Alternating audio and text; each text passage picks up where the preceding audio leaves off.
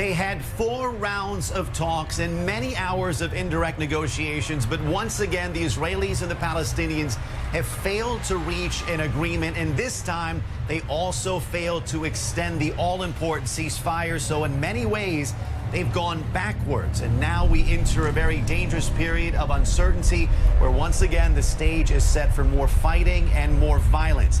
The deadline came and went at midnight local time here in Cairo, but even before the deadline, Palestinian officials telling CNN that the talks had been suspended indefinitely because the Israeli delegation had pulled out and left the negotiations. The Palestinian officials also blaming the Israelis for the failure of the talks, suggesting that the Israelis were not here in Cairo negotiating in earnest and in good faith. However, multiple Palestinian officials telling CNN that there was an Egyptian proposal on the table that looked like a compromise, a proposal where Israel would agree to ease the blockade on Gaza, and in return, the Palestinians would agree not to address their demands for a seaport and an airport for another month. The Palestinians say even that proposal that looked like a compromise was rejected by the Israelis. We should stress that we never got a chance to speak to the Israelis here. I'm sure they have a different narrative. Bottom line, the talks failed. In many ways, the Egyptians as mediators have failed. The conflict continues. No indication when these two sides will be back here in Cairo negotiating again. Reza Sayah, CNN, Cairo.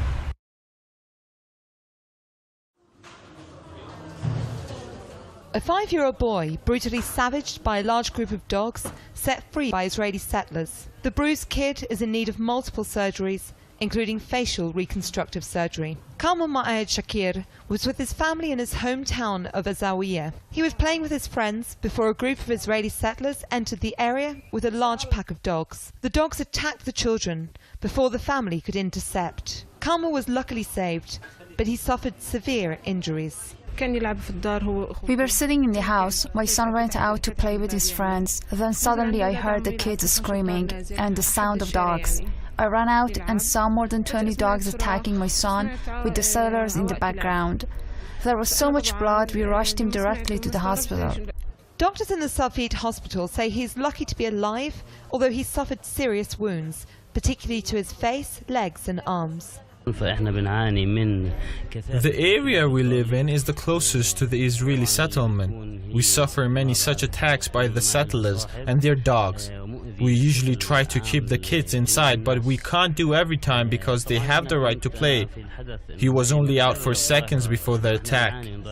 The village lies near the illegal Kanat settlement, which is infamous in the area for housing extremist settlers. The villagers remain consistently vulnerable to attacks.